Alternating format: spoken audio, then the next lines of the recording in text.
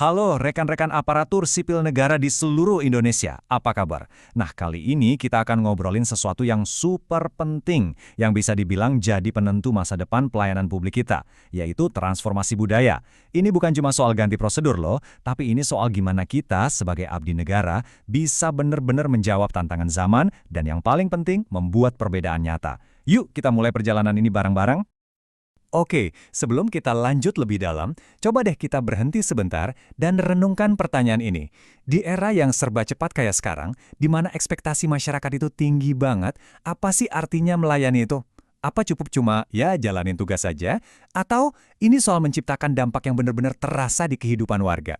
Nah, ini dia pergeseran mendasar yang akan kita kupas tuntas. Oke, jadi perjalanan kita ini ada 4 bagian. Pertama, kita bahas dulu kenapa perubahan ini penting banget. Terus yang kedua, kita geser fokus kita dari aturan ke manusia. Ketiga, kita lihat strategi praktisnya buat mimpin perubahan. Dan yang terakhir, gimana caranya biar semangat perubahan ini awet dan berkelanjutan. Langsung aja ya. Oke, kita masuk bagian pertama ya. Awal baru pelayanan publik. Pertanyaan besarnya adalah, kenapa sih kita harus berubah? Dan kenapa harus sekarang? Nah, lihat deh perbandingannya. Kiri dan kanan ini kayak dua dunia yang beda banget kan. Di satu sisi, ada birokrasi yang mungkin kita udah hafal banget, kaku, lambat, fokusnya ke dalam terus. Di sisi lain, ini dia, tujuannya, pelayanan yang customer-centric. Intinya simpel banget. Kita geser pertanyaan kita. Bukan lagi prosedurnya udah bener belum, tapi jadi warga ngerasain manfaatnya nggak? Ini pergeseran besar dari sekedar administrasi ke pelayanan yang dari hati. Nah, ini membawa kita ke bagian kedua, yang bisa dibilang intinya dari semua ini, dari aturan ke manusia. Ini saatnya kita mendefinisikan ulang fokus pelayanan kita.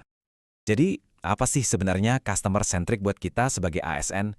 Ini bukan cuma istilah keren ya, tapi ini sebuah budaya. Budaya di mana tiap kali kita rapat, bikin memo, atau ambil keputusan, pertanyaan pertamanya selalu, ini dampaknya apa buat warga? Jadi, kita mendesain proses itu dari kacamata mereka, bukan dari kacamata kita yang di dalam. Kutipan ini, wah, kena banget ya. Fokus kita bukan lagi apa peraturannya, tapi apa dampaknya buat warga.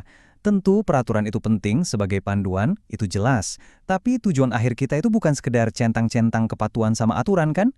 Tujuan akhirnya adalah dampak positif. Jadi aturan itu alat, bukan tujuan. Nah, mindset shift inilah yang harus kita tanamkan dalam-dalam. Oke, kita udah paham mindsetnya. Sekarang pertanyaannya, gimana cara ngelakuinnya? Nah, di bagian ketiga ini, kita akan bahas strategi memimpin perubahan. Ada 2 kunci suksesnya. Soalnya, perubahan besar itu nggak bisa jalan sendiri. Ada 2 pilar penting yang harus kita pegang. 1, soal manajemen pemangku kepentingan, alias gimana kita ngelola semua pihak yang terlibat. 2, strategi komunikasi perubahannya. Yuk kita bedah satu-satu. Nah, soal manajemen pemangku kepentingan ini, anggap aja kita ini dirijen orkestra. Kita harus kenal semua pemainnya, pimpinan kita, teman-teman satu tim, sampai masyarakat. Terus, kita harus benar-benar paham apa sih yang mereka butuhkan, jangan cuma asumsi. Tujuannya adalah membangun kolaborasi, bukan sekedar koordinasi. Dan yang krusial, kelola ekspektasi mereka dari awal. Biar apa? Biar kita semua kompak, geraknya ke arah yang sama. Kalau komunikasi, ini ibarat olinya. Biar mesin perubahan kita nggak macet. Pesan yang kita sampaikan harus jelas, harus konsisten. Tapi ingat, komunikasi itu 2 arah loh. Bukan cuma kita yang ngomong, tapi kita juga harus siap pasang telinga, dengerin masukan, dengerin kekhawatiran mereka. Satu lagi yang sering lupa, rayakan kemajuan sekecil apapun. Ini penting banget buat jaga semangat. Oke, kenapanya udah, gimananya juga udah. Sekarang bagian terakhir, gimana caranya biar hasil kerja keras kita ini awet. Kita akan bangun layanan untuk masa depan yang berkelanjutan. Ini nih, poin yang penting banget buat kita pegang bareng-bareng. Transformasi itu bukan proyek yang ada tanggal selesainya. Bukan lari sprint, tapi maraton. Nggak ada garis finishnya.